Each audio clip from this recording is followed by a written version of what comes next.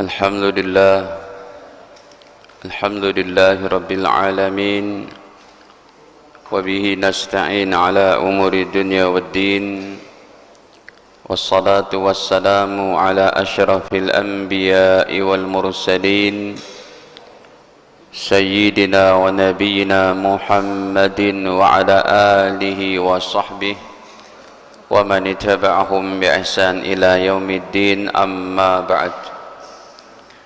Faya ma'syaral muslimin wal muslimat, usikum wa nafsi bitaqwallah faqad fazal muttaqun.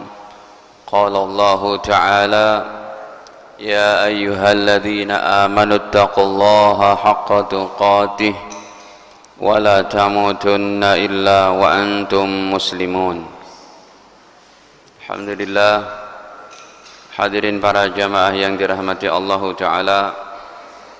Sebelumnya marilah senantiasa kita memanjatkan puji syukur kehadirat Allah Ta'ala atas segala limpahan nikmatnya pada kita semua, terutama sekali nikmat iman, Islam, sehat, afiat. Salawat beserta salam semoga senantiasa tercurahkan kepada Nabi mulia Nabi Muhammad sallallahu alaihi wasallam beserta keluarga, para sahabat, dan kita umatnya sampai akhir zaman kelak. Amin ya rabbal alamin. Para jemaah, sudah kita bahas perjalanan arwah ketika terlepas dari jasad akan mengalami yang namanya kehidupan alam kubur. Dan alam kubur sudah kita bahas panjang lebar. Demikian juga setelah alam kubur ada yang namanya alam kebangkitan di padang mahsyar. Di padang mahsyar ini bersatu dengan hadis syafaat.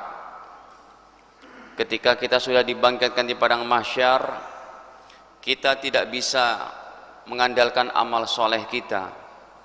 Kita hanya bisa mengandalkan daripada pertolongan orang-orang soleh, para nabi. Itu pun dari 25 nabi yang wajib kita ketahui, tidak semuanya bisa menolong manusia, tidak semuanya bisa menolong kita. Disebutkan di padang mahsyar hanya 6 saja. Kita datang ke Nabi Adam angkat tangan. Kita datang ke Nabi Nuh tidak bisa memberikan pertolongan. Kita datang ke Nabi Ibrahim pun tidak bisa memberikan syafaatnya. Kita datang ke Nabi Musa pun berlepas diri, tidak bisa. Kita datang ke baginda Isa bin Maryam, tidak bisa juga beliau memberikan pertolongan. Hanya satu nabi saja yang bisa memberikan pertolongan kepada kita, yaitu Nabi Muhammad sallallahu alaihi wasallam. Inilah yang disebut dengan syafaatul uzma, syafaat besar milik Nabi sallallahu alaihi wasallam di padang mahsyar kepada umat Islam. Akhirnya setelah kita diberikan syafaat oleh Nabi Muhammad, urusan kita menjadi mudah.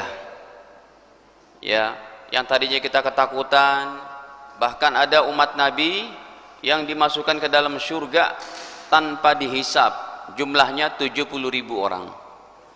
Tetapi karena 70.000 orang ini tampaknya sedikit, karena para sahabat Nabi saja jumlahnya hampir 124.000. Jadi ini kuotanya untuk sahabat Nabi aja nggak cukup. Maka alhamdulillah ada sahabat Umar bin Khattab yang berani berkata, ya Rasul, sab'una alfan, kalau masuk surga tanpa dihisap cuma 70.000, banyak sekali umatmu yang keleleran, istilahnya gitu. Maka kuotanya ditambahkan oleh Nabi Muhammad. Ini kami buka kitabnya. Kitab ini jarang dibaca di Indonesia. Kalau di India, Pakistan tempat kami belajar, diajarkan setingkat dengan program S1. Kitabnya hampir segini nih, ada 9 atau 11 jilid. Nama kitabnya Mirqatul Mafatih, Syarah Mishkatul Masabih. Akhirnya Sayyidina Umar bin Khattab berkata, faqala Umar, sab'una alfan, ya Rasul, 70.000, kalau gitu sedikit dong. Alhamdulillah kuotanya ditambahin. Nabi bersabda, "Na'am, baiklah kalau begitu, umatku yang dijamin masuk surga tanpa hisab, aku tambahkan kuotanya. Ma'akulli wa ma'akulli wahidin, setiap dari satu orang yang 70.000 tadi boleh membawa 70.000 lagi." Jadi jumlahnya 4.900.000.000. Kayaknya keangkut juga warga Baitul Hakim insyaallah. Mudah-mudahan ya Pak. Amin ya Rabbal. Allah maafkan kesalahan kita, Allah maafkan dosa-dosa kita, dan Allah terima daripada taubat kita. Amin ya Rabbal alamin. Hadirin, saya tidak memperpanjang. Ini terakhir sampai masa fase syafaat di padang mahsyar. Yang kedua, syafaat Nabi Muhammad SAW kepada manusia yang kebaikan dan keburukannya sama, seimbang. Ya. Yang kedua ini, hadirin,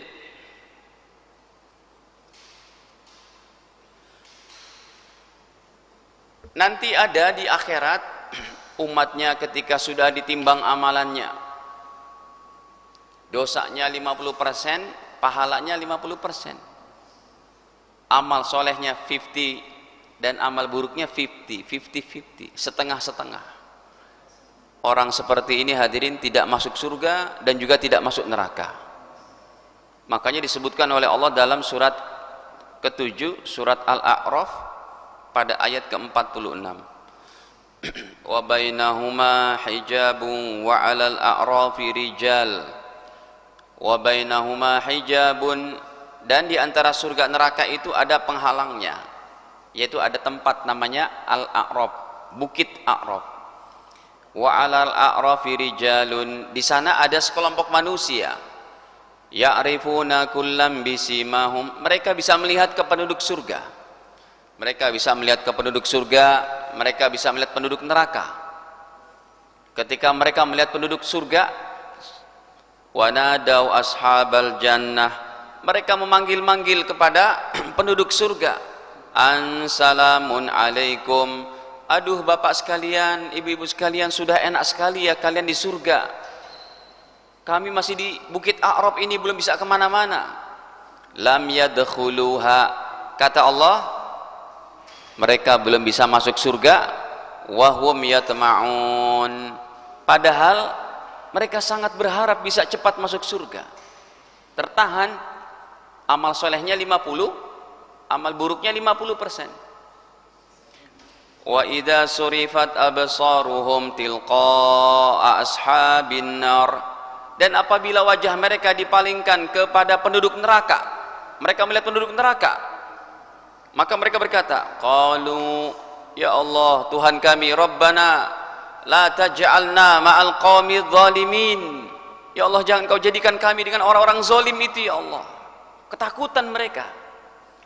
Disitulah datang Nabi Muhammad dengan syafaat khususnya untuk umatnya yang berada di Bukit A'raf. Baik, ini hadisnya, tapi cukup jauh ya riwayatnya.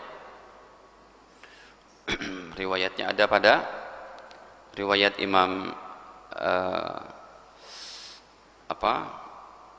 Imam Tabrani, nomornya pun sudah 11.454. Kata baginda, wa ashabul a'rafi, dan penduduk Bukit A'raf, yadkhulunal jannata, akhirnya mereka bisa masuk surga, bisyafaati Muhammadin sallallahu alaihi wasallam, dengan pertolongan baginda Nabi Muhammad sallallahu alaihi wasallam. Makanya Nabi tidak enak-enakan Pak langsung masuk surga kalau umatnya masih ada yang bermasalah. Cintanya Nabi kepada umatnya sampai diizinkan oleh Allah memberikan pertolongan-pertolongan di akhirat pertama kali nanti. Tetap pegang Pak kalimah la ilaha illallah Muhammadur Rasulullah. Jangan tinggalkan kalimat tauhid ini, jangan tinggalkan iman ini, jangan tinggalkan Islam ini. Sesusah-susahnya hidup kita di dunia cuma 60-70 tahun. Ya, sesenang-senangnya hidup seorang cuma 60-70 tahun. Tapi kalau di akhirat Orang matinya tanpa punya la ilaha illallah Muhammadur Rasulullah, habis harapannya sudah. Menangis sejadi-jadinya di neraka jahanam selama-lamanya. Kan mengerikan tuh hadirin. Ya.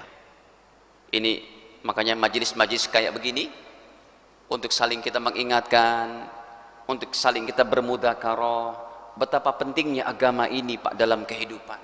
Anda bekerja sebagai pejabat apa, menjabat ini, punya ini, bisnis ini dan macam-macam, itu mah cuma bumbu-bumbu kehidupan. Kayak makan bubur itu kerupuknya mau ambil emping atau yang lain. Intinya itu buburnya itu. Emang enak makan bubur ayam Pak? Enggak ada buburnya. Aneh juga nih, Pak, beli bubur ayam tapi nggak pakai buburnya, cuma apa? Emping, ayamnya, sama apanya? Bawangnya. Itu mah bumbu-bumbunya.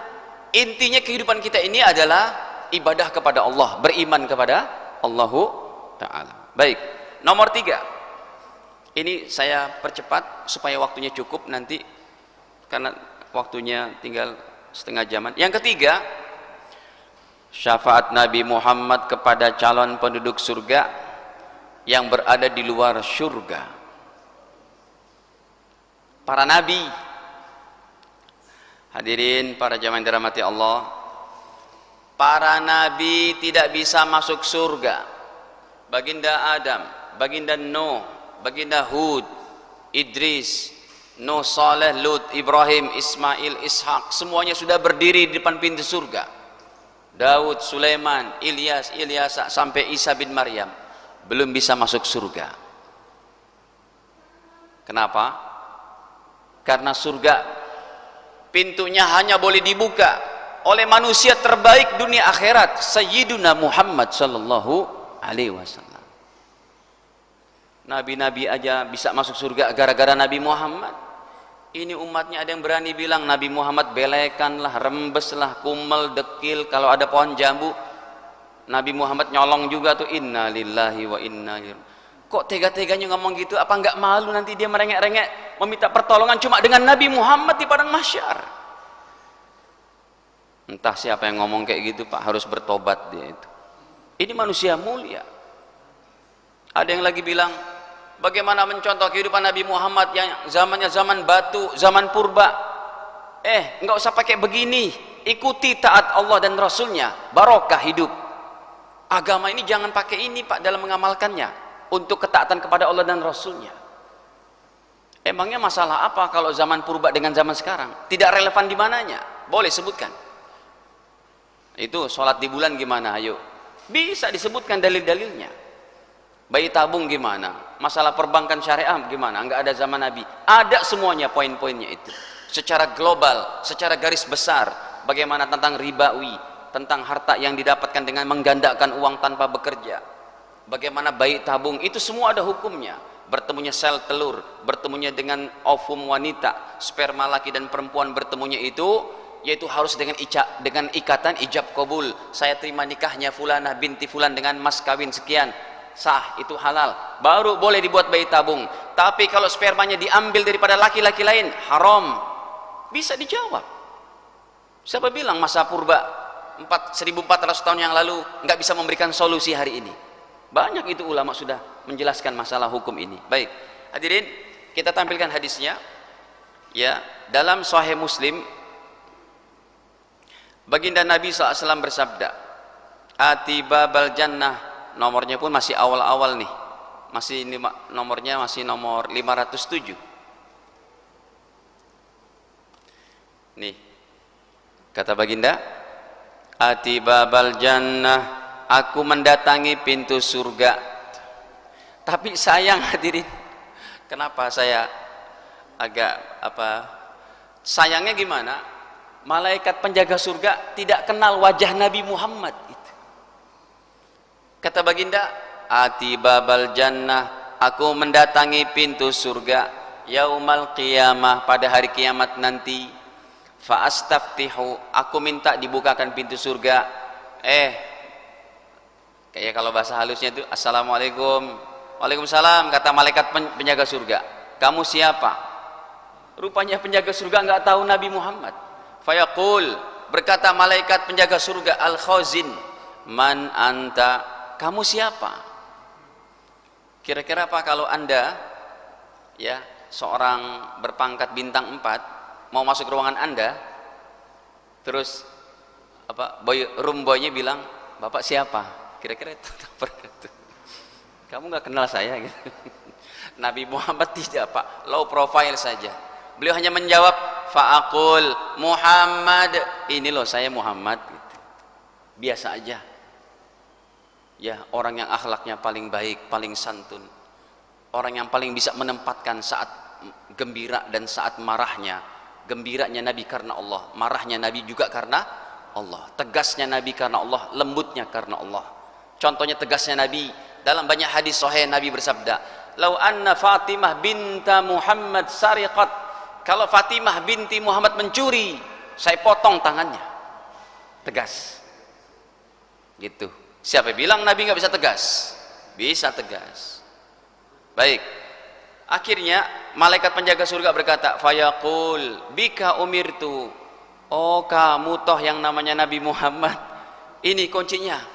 Kata malaikat ini, "La aftali ahadin."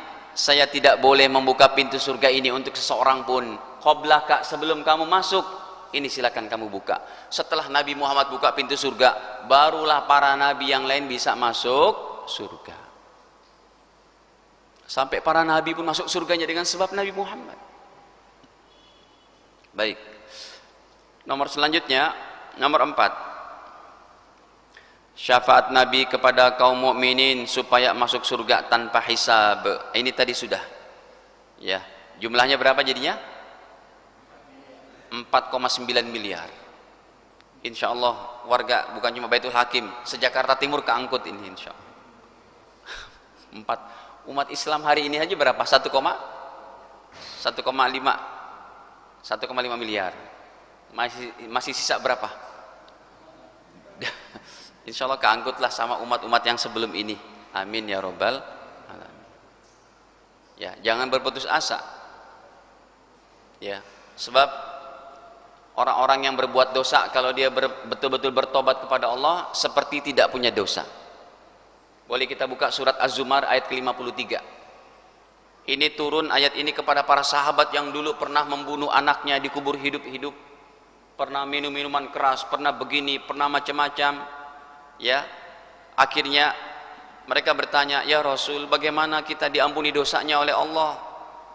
Apakah Allah akan mengampuni dosa itu?"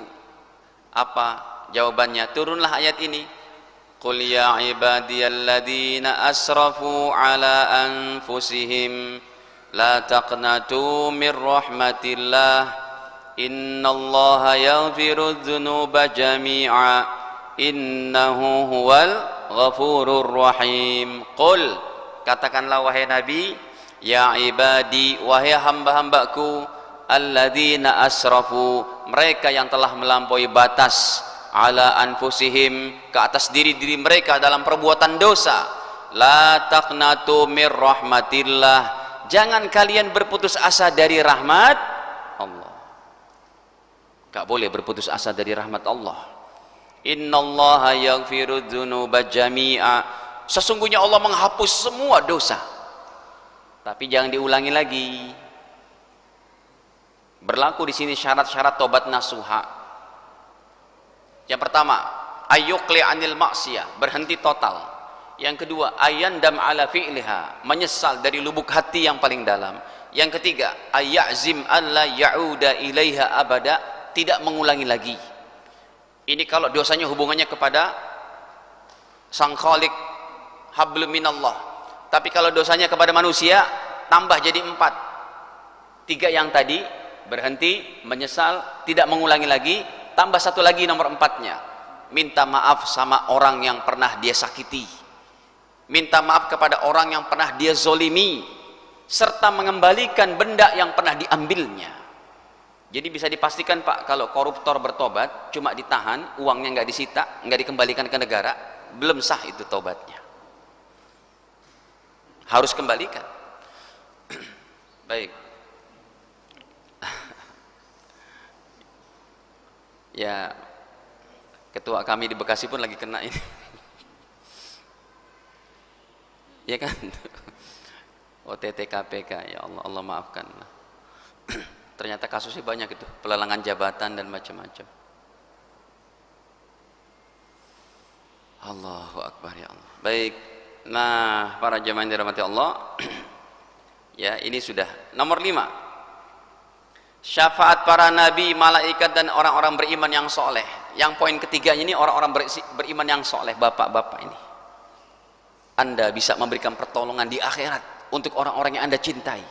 Syaratnya kita pulang kepada Allah Ta'ala ke kampung akhirat dengan segudang iman dan amal soleh. Ini pakai dalil nih.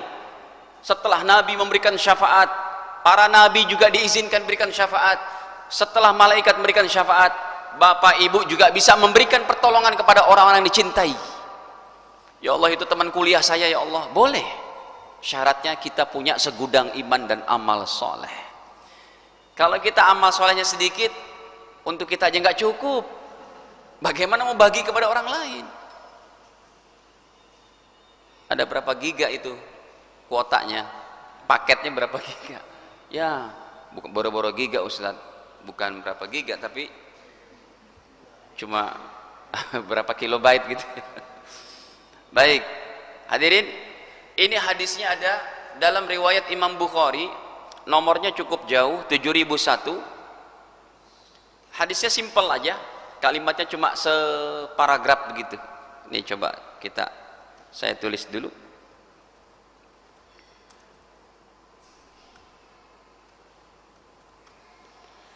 Riwayat Al-Imam Bukhari pada 7001. Ini sudah ada. Kita to the point-nya saja. Jadi hadirin, poin ini setelah Nabi Muhammad bisa memberikan syafaat. Nabi Muhammad sudah berikan syafaat, barulah para nabi yang lain. Nabi Ibrahim memberikan pertolongan untuk umatnya, Nabi Nuh memberikan pertolongan untuk umatnya, Nabi Musa dan sebagainya. Setelah itu kita lihat nih, langsung kepada yang warna merah saja. Kata Nabi, fayashfa'un nabiyun, akhirnya para nabi bisa memberikan pertolongan. Wal malaikatu, para malaikat juga bisa memberikan pertolongan. Nabi Muhammad bisa berikan pertolongan, para malaikat juga bisa berikan pertolongan. Wal mu'minun, dan orang-orang beriman juga bisa berikan pertolongan. Ya, apalagi orang-orang beriman selevel daripada ulama-ulama kita terdahulu. Imam Syafi'i, Imam Maliki yang ketakwaannya bukan main. Imam Syafi'i aja khatam Qur'annya sehari bisa 2 kali itu, Pak. Apa ada kesempatan itu untuk ngomong yang nggak baik? Sholat tahajudnya aja bisa 200-300 rakaat. Sayyidina Utsman bin Affan sholat malam cuma 1 rakaat, tapi dalam 1 rakaat ini baca 30 juz. Kayaknya yang kayak begitu bisa menolong. Kalau kita apa, Pak? Hari-hari makan KFC, makan McD. Ya Allah. Makanya hadirin, sisa umur kita ayo kita pakai. Sehari baca Quran 5 juz. Ini orang-orang tua kita nih yang sudah nggak ke kantor lagi gitu, yang tinggal ibadah. Sehari baca 5 juz atau 1 pekan khatam. Atau yang lainnya, Pak Ustadz, saya mau baca sholawat sehari 10.000 kali. Baru 2.000 katanya, kurang 8.000 aja. kurang 8.000 lagi. Iya, maksudnya begitu. Ya, Anda mau memberikan syafaat di akhirat nanti, buatlah amal-amal yang spektakuler. Sekalipun tidak banyak, satu-satu kita ambil. Apa yang menjadi kebanggaan kita nanti. Dan itu dirahasiakan, jangan dipamerkan dan jangan dibanggakan di hadapan orang-orang. Ustadz, saya mau sedekah setiap hari 1 juta. Silakan. Berarti kan penghasilannya di atas 30 juta nih kalau begitu. Ustadz, saya mau baca Quran sehari 5 juz sehingga sepekan khatam, 6 hari khatam. Silakan.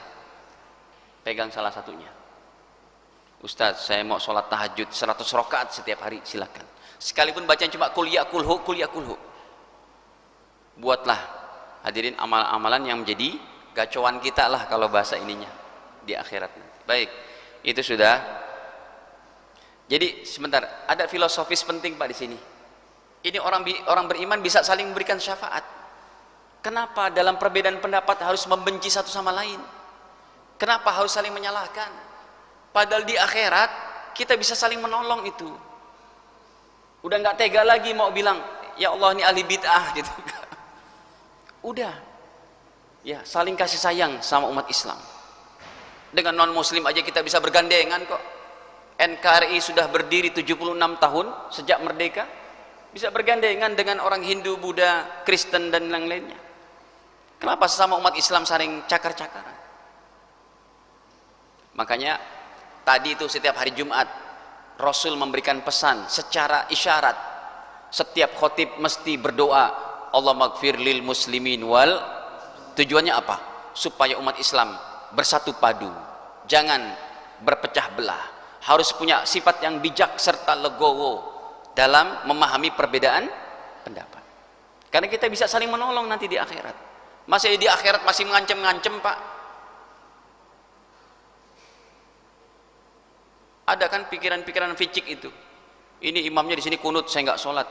Jangan begitu. Itu imamnya kunutan, saya nggak mau. Imamnya nggak kunut, saya nggak begitu hadirin. Yang salah tuh yang nggak sholat subuh, bukan yang kunut nggak kunut. Gitu. Keliru ini memahami ilmunya, mempelajarinya keliru gitu. Sifatnya memvonis, tidak membentangkan. Kunut subuh ini imam ini memakai, imam ini tidak pakai. Imam Syafi'i, Imam Malik pakai, Imam Hanafi, Imam Hambali tidak pakai. Semuanya berdasarkan hadis-hadis yang dibawakan oleh para sahabat dari baginda Rasul gitu. Baik. Nomor 6. Salat jenazah sampai jumlah 40 orang. Ada juga salat jenazah jumlahnya sampai 100. Ini 40 orang atau 100.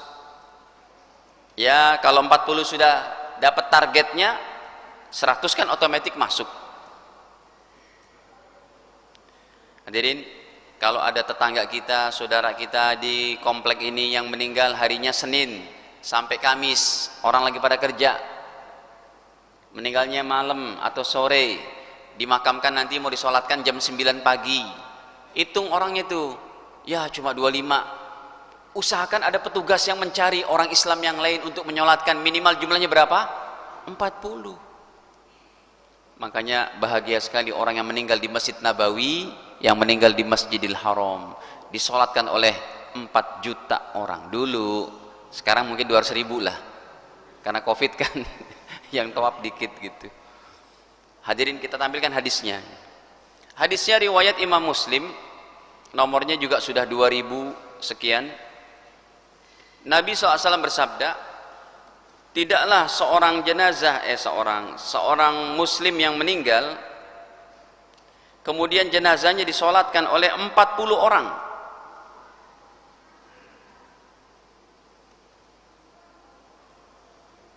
Nih. Ya. Nomornya 2242. Sahih Muslim. Kata Nabi, baginda bersabda, ma min rajulin muslim, tidaklah seorang muslim muslimah yamutu, meninggal dunia, fayaqumu ala janazatihi, kemudian jenazahnya disolatkan oleh siapa?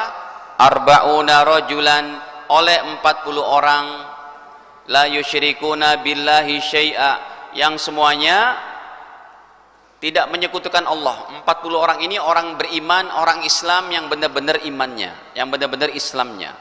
Kata Nabi, illa syafa'ahumullahu fih, pasti Allah terima syafaat mereka, doa mereka diterima untuk jenazah. Allahumma gfir lahu warhamhu wa'afihi wa'fu anhu. Minimal berapa jumlahnya? 40.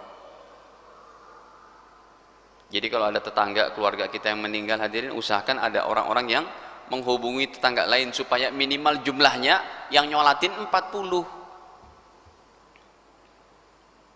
Ya. Oke lah, kalau 40 orang nggak ada, ya udah, sopnya ada 20 orang, 20 orang, 20. ya udah sopnya dibuat 3 barisan. Itu juga ada hadisnya, siapa yang sholatnya sholat jenazahnya dibagi menjadi 3 baris, pasti doanya diijabah begitu ya. Kalau memang kurang dari berapa? 40 orang, tapi usahakan minimal 40. Udah 40, barisannya jangan dibuat 1 barisan, sebab dari sana ke sini kan 40 tuh kurang lebih, dibuat 3 barisan. Di sini 7, 7, 7, 4, pokoknya lebih dari 3 barisan. Ini biarin kosong, sana kosong ya, atau 8, 8, 8. 8 aja kan berarti 5 baris tuh, udah lebih dari target 3 sop. Baik, nomor 7, syafaat puasa dan Quran. Hadirin, puasa dan Quran ini bisa memberikan syafaat dan pertolongannya. Hadis riwayat daripada Imam Ahmad bin Hanbal bahwa ini puasa Ramadan tinggal berapa hari?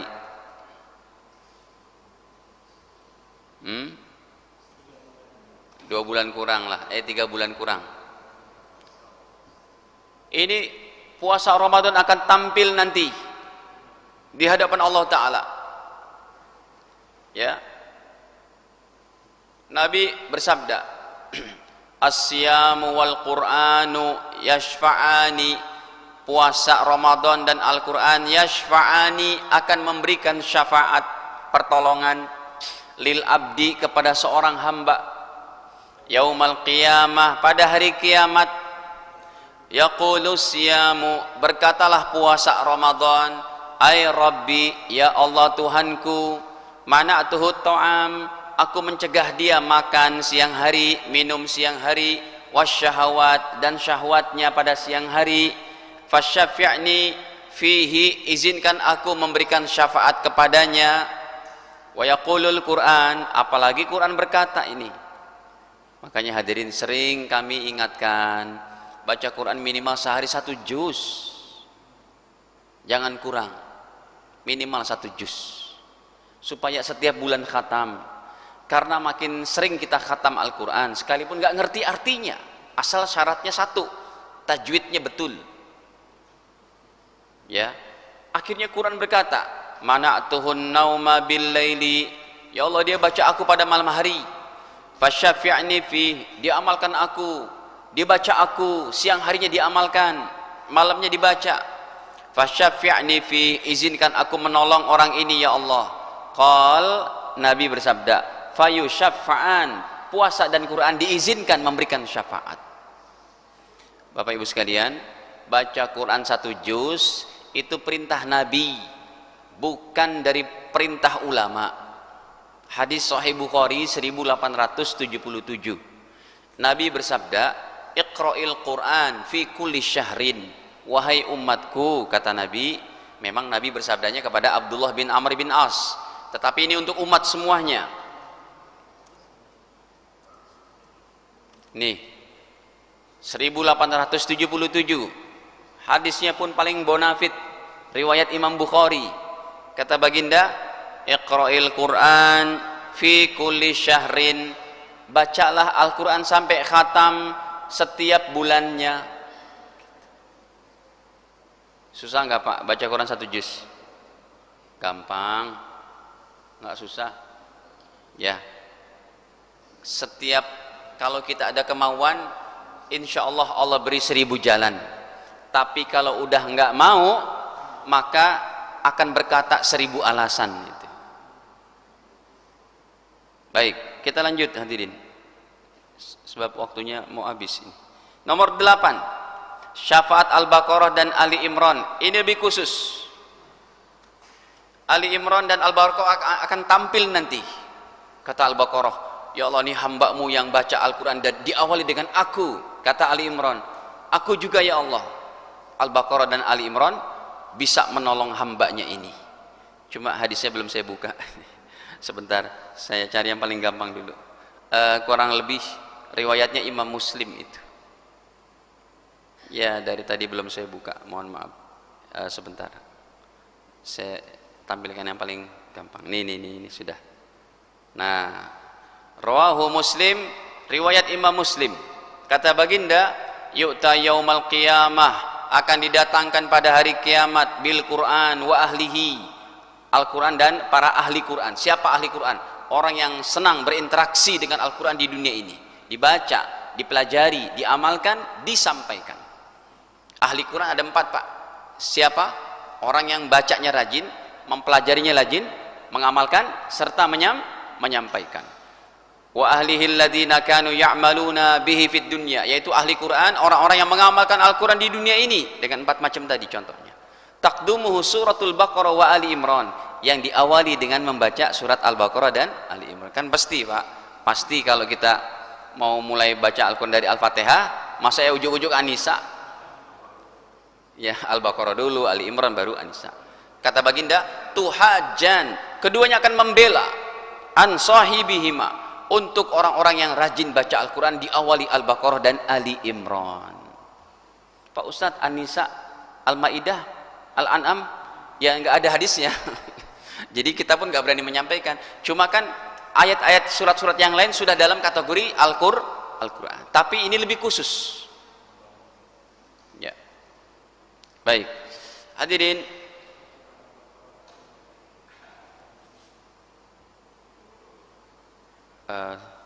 tadi belum saya tulis juga. Yang selanjutnya nomor 9, syafaat anak yang soleh.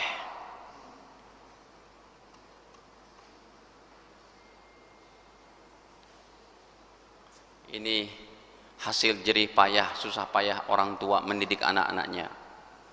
Bapak Ibu sekalian, kalau anak-anak Anda sekolahnya untuk bidang umum, komputer, ya, hukum ataupun teknologi, sains, kedokteran dan lain-lainnya, usahakan anak kita, Pak, tetap menghafal Quran. Sekarang sudah banyak begitu anak-anak kita yang pinter-pinter ini, cerdas-cerdas, ya, usahakan bisa menghafal Quran.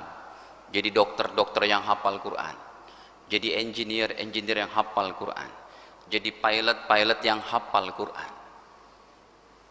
Saya ketemu di Jordan itu seorang pilot, lagi saya ke Jordan, ya, karena naik pesawatnya pesawat kecil yang nggak ada pintunya tuh, antara penumpang belakangnya dengan kokpitnya pilot, kelihatan dia megang Quran. Kan naik pesawat, Pak, nggak dipegang kayak mobil gitu. Komputer yang terus dia santai baca Quran. Sampai turun, saya tanya sama si pilotnya itu, orang Arab, orang Jordan, ya, saya lihat tadi kamu baca Quran. Dia katakan apa? Saya bukan cuma baca Quran, saya mengulang hafalan Quran saya yang 30 juz. Oh, you are hafiz Quran? Yes, alhamdulillah, I am hafiz Quran. Yeah, I make murajaah when I'm driving plane, katanya. Ketika saya ngendarin pesawat, saya tetap murajaah, katanya. Masya Allah. Bismillah nih, Pak, anak-anak kita. Apalagi kalau anak kita santrenan, ya. Jadi anak kita mau dijadikan apa ke depannya, jangan tinggalkan agama itu. Kalau anak Anda cuma sekolahnya sekolah umum, nggak ngerti baca Quran, nggak ngerti ini, apa yang mau dibanggakan? Ingat, Pak, anak kita yang pasti dibanggakan oleh Allah, pertama jadi ulama, yang kedua jadi ulama yang soleh, maksudnya yang kedua penghafal Quran. Kalau anak kita hafal Quran tapi nggak ngerti bahasa Arabnya, itu derajatnya di bawah ulama, ya. Apalagi anak kita jadi ulama hafal Quran juga. Hadirin, syafaat anak yang soleh ini di dunia, anak-anak kita yang berdoa, satu kali doanya untuk kita setelah meninggal dunia atau masih hidup, anak kita berkata Rabbik firli wali walidaya saja, itu derajatnya dinaikin oleh Allah 1 derajat. Makanya sering saya katakan di sini, buatlah dikiran itu untuk istighfar kita, jangan cuma astagfirullah, tapi tambahkan astagfirullah li wali walidaya. Boleh juga kalimatnya dengan yang paling gampang, Rabbik firli wali walidaya, sehari baca 100. Kita sehari baca 100, ayah ibu kita yang sudah meninggal dunia khususnya, itu bisa melihat di akhirat sana, rating mereka naik terus di alam barzakhnya, sehingga mereka bertanya, ya Allah, ini dari mana? Coba kita tampilkan hadisnya. Riwayat Imam Ahmad Nomornya 10.610. Belum saya tulis. Bentar. Nomornya 10.610.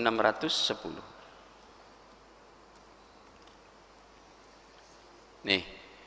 Hadirin, qala Nabi, qala Rasulullah SAW. Rasulullah SAW bersabda, Innallaha azza wa jal, sesungguhnya Allah yang maha perkasa lagi maha agung, la yarfa'ud darajata lil abdis saleh. Allah sungguh mengangkat derajat untuk hamba yang soleh, suami istri yang telah mendidik anak-anaknya menjadi anak-anak yang beribadah, apapun profesinya, beribadah, rajin ibadah, jaga sholat 5 waktunya dan lain-lain daripada amal soleh. Allah akan mengangkat derajat sepasang hamba yang soleh ini, suami istri, fil jannati, derajatnya dinaikin terus dalam surganya itu. Mereka bisa melihat dari alam barzah, alam kuburnya. Fayaqul, maka mereka berkata, ya Rabbi, ya Allah Tuhanku, anna li hadih, ini dari mana kok rating saya naik terus? Hadirin, ada orang yang di alam kubur ratingnya anjlok terus. Kenapa? Dia pernah bangun rumah judi, dia pernah bangun rumah prostitusi, dia pernah bangun hukum-hukum yang menentang agama Allah, perintah Allah, Al-Quran Allah, sunnah Nabi. Dia meninggal, ratingnya anjlok terus tuh, karena terus dosa-dosa orang yang masih hidup gara-gara diprakarsai oleh dia, rumah judinya, ininya diprakarsai oleh dia, udah mati, ratingnya anjlok terus itu, karena dosanya terus niban ke orang ini. Seberapa banyak orang itu berbuat dosa dan maksiat? 100 orang setiap hari ditransfer dosa 100, apa enak begitu itu? Nah, kalau kita menjadikan anak kita anak yang soleh, atau lebih luas lagi, Anda wakafkan masjid, ya, sumbang masjid, bangun masjid, pesantren anak yatim. Seberapa anak yang hafal Quran? Nih, 100 anak hafal Quran. Masya Allah, kita udah meninggal, pahala ngalir terus, pahala Quran untuk kita, Pak. Itu begitu pikiran orang beriman, begitu Pak, punya MLM-nya akhirat, multi level amal lah gitu ya. Dan kalau MLM zaman sekarang kan, yang orang terakhir itu download terakhir, dia nggak dapat apa-apa kan. Akhirat tidak demikian, tetap dapat pahala. Kan mengerucut gini Pak, kalau MLM dunia ini tuh, yang satu orang ini download terakhir nggak dapat apa-apa kan, tapi di akhirat tidak begitu, dia tetap dapat minimal dikali 10 pahalanya oleh Allah. Baik, akhirnya Allah menjawab, fayaqul, Allah Ta'ala menjawab, bistighfari waladika laka, wahai bapak ibu, ini karena istighfar putra putrimu di dunia, yang kamu didik mereka, kamu sekolahkan mereka, kamu ajarkan Quran mereka, kamu masukkan mereka ke pesantren, kamu ajarkan mereka ilmu agama. Anak-anakmu yang beristighfar setiap habis sholatnya, derajatmu dinaikin oleh Allah Ta'ala. Baik, kemudian nomor 10, jangan salah hadirin, bukan cuma anak soleh, orang tua soleh. Dalam satu posisi kita jadi anak yang soleh, dalam satu posisi kita jadi orang tua yang soleh. Hari ini yang kita pahami, orang anak yang soleh bisa memberikan syafaat. Orang tua dalilnya lebih kuat dari anak yang soleh. Kalau amalan kita baik Pak, sebagai orang tua, kita bisa ngangkat, ngedongkrak surganya, rating kebaikannya anak cucu kita. Mana dalilnya? Al-Quran ya. Nih, kita buka surat ke-51, surat At-Tur, ayat ke-21. Walladzina amanu wattaba'athum dzurriyyatuhum, dan orang-orang beriman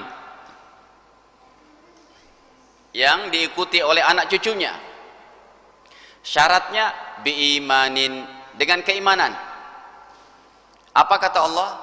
Alhaqna bihim dzurriyyatahum, kami gabungkan surga mereka dengan surga anak cucunya. Anak cucunya digabungkan surganya dengan surga bapak ibunya. Artinya bapak ibunya kalau punya surganya 100, anak-anaknya diikutkan 100 juga. Syaratnya anak-anaknya meninggal semua dalam keimanan. Ini dalil orang tua bisa memberikan pertolongan kepada anak cucunya di akhirat. Dan bukan berarti kalau bapak ibunya dapat derajatnya 100, karena anak cucunya ngikut maka jadi kurang derajatnya, jadi 70, jadi 80, tidak. Allah katakan wa ma alatnahum min amalihim min syai'.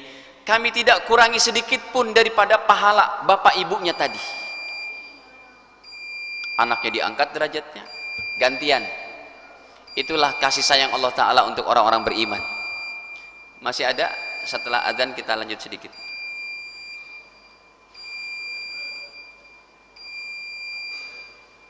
Dua satu.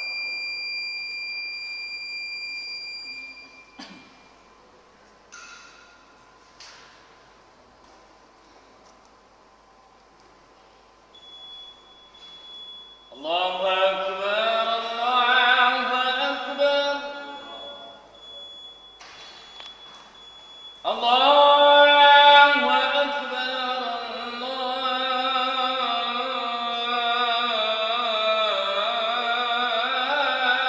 Akbar. Asyhadu an la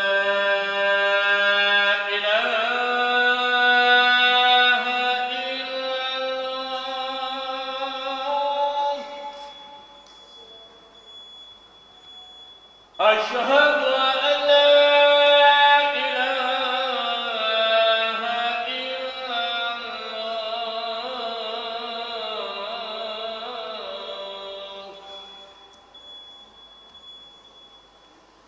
أشهد أن محمدا رسول الله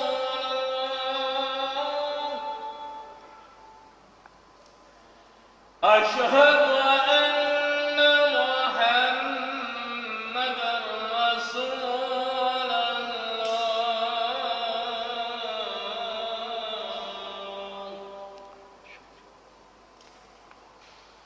حي على الصلاة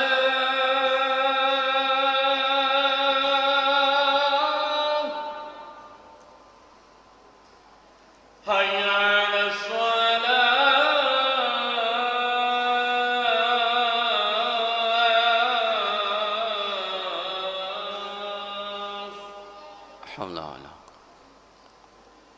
حي على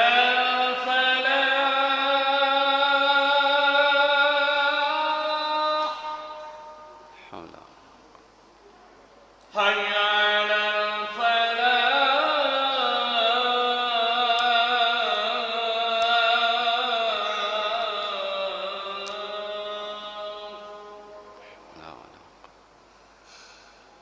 الله أكبر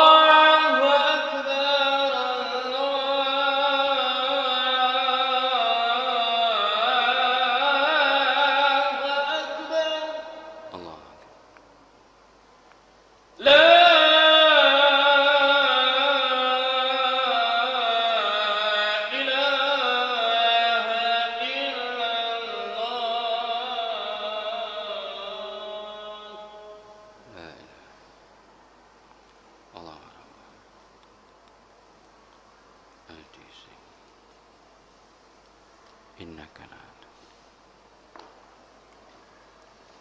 Hadirin, ada berapa poin lagi nih? Yang ke-11, syafaat anak meninggal sebelum baligh. Jadi anak-anak orang Islam yang meninggal masa-masa kecil, yang jumlahnya 3 orang dulu, 3 orang. Lalu sahabat bertanya, ya Rasul, anak saya meninggal bukan 3 tapi 2, apakah juga berikan syafaat? Kata Nabi, iya. Datang lagi sahabat, anak saya meninggal bukan 3 bukan 2 tapi 1, apakah juga bisa berikan syafaat? Kata Nabi, iya. Ya, atau dijawab oleh sahabat, bisa. Ini hadisnya 3554. Ketika Nabi katakan, seorang muslim yang dia anaknya meninggal, salasah minal walad, 3 daripada anak-anaknya, maka dia akan menjadi benteng daripada sentuhan api neraka. Sahabat berkata, wa in kana isnain, anak saya meninggal 2 ya Rasul, bukan 3. Kata Nabi, iya, 2 juga termasuk. Terakhir ada sahabat berkata, lam uqaddim illa wahida, anak saya meninggal bukannya 3, bukannya 2, tapi cuma 1 ya Rasul. Ya, lam uqaddim illa wahida, anak saya meninggal 1, apakah dapat juga? Nabi katakan 1 juga termasuk. Ini karena kesabaran daripada sepasang suami istri itu anaknya masih kecil-kecil meninggal dunia, maka Allah ganti dengan penjagaan dari api neraka. Yang ke-12, anak hafal Quran. Ini sama kayak tadi ya, cuma ini ada hadis khususnya. Nabi katakan bahwa siapa yang hafal Quran dan dia mengamalkan, maka dia menghalalkan apa yang dihalalkan Al-Quran dan mengharamkan apa yang diharamkan Al-Quran. Wasyafa'ahu, dia diizinkan memberikan syafaat pertolongannya fi asyratin min ahli baitihi, 10 keluarganya yang wajib masuk neraka gara-gara dosanya, maka bisa ditolong sama anaknya yang hafal Quran. Yang ke-13, syafaat Nabi untuk umatnya di neraka jahanam. Ini berarti ada umat Nabi yang masuk neraka duluan, enggak ketolong dengan syafaat Nabi, tapi setelah disiksa baru bisa ditolong oleh Nabi Muhammad. Tentunya orang kayak gini adalah orang Islam yang meninggal dalam punya dosa yang dia tidak bertobat. Ya, kalau bertobat insya Allah tidak seperti itu. Ini dalilnya dalam hadis Sahih Bukhari. Nabi katakan bahwa ada umatku yang masuk ke neraka jahanam, akhirnya mereka dikeluarkan dengan apa? Dengan syafaat Nabi Muhammad sallallahu alaihi wasallam. Gitu. Ini hadisnya banyak sih, riwayat Imam Bukhari dan yang lainnya. Nih 6198, yukhraju minan nar, yukhraju qaumun minan nar, akan dikeluarkan satu kaum dari umat Nabi dari api neraka, bisyafaati Muhammadin sallallahu alaihi wasallam, dengan syafaat baginda Nabi. Mereka akhirnya masuk surga.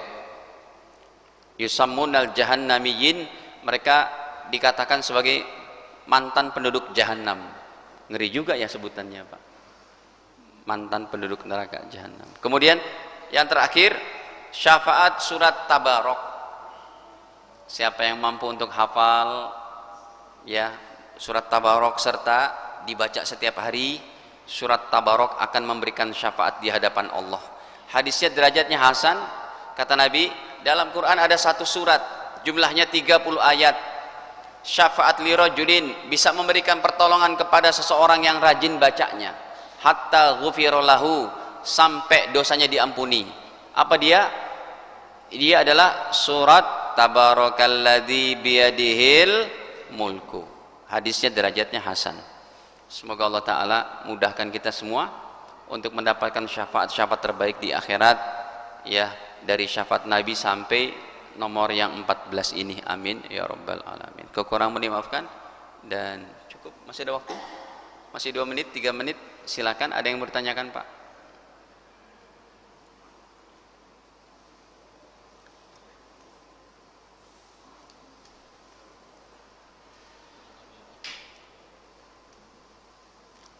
Hadirin, ada yang bertanya?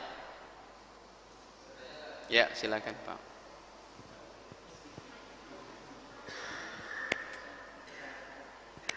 Langsung aja, langsung. Waalaikumsalam. Ustadz, saya mau tanya mengenai salat jenazah yang tadi jumlahnya 40, salat jenazah yang jamaahnya 40. Nah, itu ada beberapa tempat yang sholat jenazah itu jamaahnya dibayar, jangankan 40, lebih dari 100 juga dibayar. Nah itu kan apalagi keluarga yang kurang mampu. Nah itu syariat Islamnya bagaimana, Tad? Terima kasih. Wassalamualaikum warahmatullahi wabarakatuh. Waalaikumsalam warahmatullahi. Kalau yang meninggal itu adalah keluarga orang berada, lalu semua orang yang sholat itu dikasih uang, niatnya sedekah untuk mayit, itu sah, boleh. Ya kan orang berada, nggak ngutang berarti.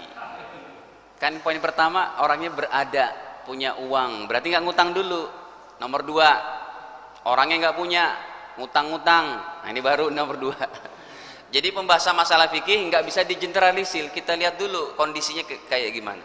Ini orang kaya, Pak. Ya, warga diundang semua. Setelah sholat satu orang dikasih amplop isinya 50.000. Orang kaya. Pak, niatnya apa, Pak? Niatnya untuk anak saya meninggal ini supaya saya sedekah kepada orang yang menyolatkan itu. Pahalanya untuk mayit. Hadisnya banyak itu. Sampai boleh. Yang kedua, orangnya miskin. Kalau ada orang yang miskin nggak punya apa-apa dan kita tahu itu, kita kasih tahu, Pak, nggak usah pakai bayar-bayar, nggak usah kasih hadiah, untuk ini aja sudah susah begitu. Mendingan juga dipakai untuk. Tapi kalau memang dia ada uang dan bukan dari ngutang dan dia tidak merasa terbebani, silakan aja. Cuma kitanya yang tahu diri, Pak. Kita terima, kita kembalikan lagi aja gitu. Yang ketiga, yang ketiga, orang yang meninggal dunia, dia pernah tidak sholat, lalu bayar uangnya itu kepada jamaah yang ikut sholat sebagai fidyah. Ini yang hadisnya lemah. Jadi nggak sah itu untuk bayar fidyah. Yang ketiga itu tidak sah. Mendingan diniatin aja untuk si mayit sebagai sodakoh kepada mayit. Ini saja, dan kita tutup sama-sama dengan kafarah majelis. Subhanakallahumma bihamdik, asyhadu an la ilaha illa anta astaghfiruka wa atubu ilaik. Wassalamualaikum warahmatullahi wabarakatuh.